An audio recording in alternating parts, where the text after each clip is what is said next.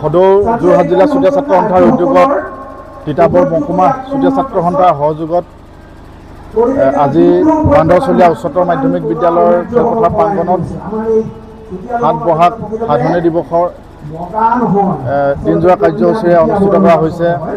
ইতিমধ্যে পতাকা উত্তোলন, সাধনী প্ৰতিমূৰ্তি মাল্যাৰ্পণ আদিকে ধৰি 3টা কাৰ্যসূচী ইতিমধ্যে কৰা হৈছে। বৰ্তমান আমাৰ মুকলি সভা চলি আছে। কচুখাট পঞ্চায়তৰ আৰম্ভ কৰি যোৰহাট জিলা, তিতাবৰ জিলাৰ বিভিন্ন ঠাইৰ পৰা প্ৰায় 500ৰো অধিক লোক ইয়াতে সমাগত হৈছে।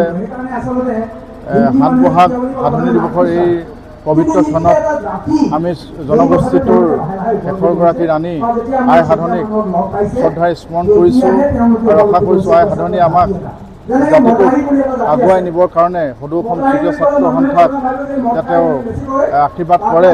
আৰু আজি এই মঞ্চৰ পৰা আমি বৰ্তমান যি বিজেপি নেতৃত্বাধীন চৰকাৰ অসমত হ'বলগীয়া চলি আছে, এই চৰকাৰখনক আমি যে সংগঠনটোৱে দাবী কৰা চুতীয়া জনগোষ্ঠীক জনজাতিকৰণৰ মৰ্যাদা প্ৰদানৰ লগতে স্বায়ত্তশাসন প্ৰদানৰ যি আমি দাবী কৰিছোঁ, এই দাবী যাতে অনতি পলমে শীঘ্ৰেই আমাৰ এই দাবী কাৰ্যকৰীকৰণৰ ব্যৱস্থা কৰে। এইটো এটা অপ্ৰিয় সত্য কথা যে ভূমিপুত্ৰ চুতীয়া জনগোষ্ঠীটোৱে আজিলৈকে আন্দোলন নকৰাকৈ একো পোৱা নাই।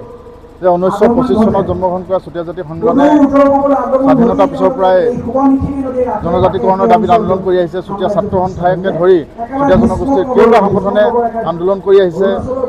জনজাতিকৰণৰ দাবীতেই হওক, ছাত্ৰ ছাত্ৰী চিট ৰিজাৰ্ভেশ্যনৰ দাবীতেই হওক, ইউনিভাৰ্চিটি লাগে বুলিয়ে হওক, বিভিন্ন কথাত যে আন্দোলন নকৰাকৈ আজি 7 বহাগ সাধনী দিৱস, এই সাধনী দিৱসৰ কাৰণেও চুতীয়া ছাত্ৰ সন্থাই আমৰণ অনশনৰ ফলতহে আজি 7 বহাগ সাধনী দিৱস হিচাপে আমি চৰকাৰী বন্ধ হিচাপে পাইছোঁ।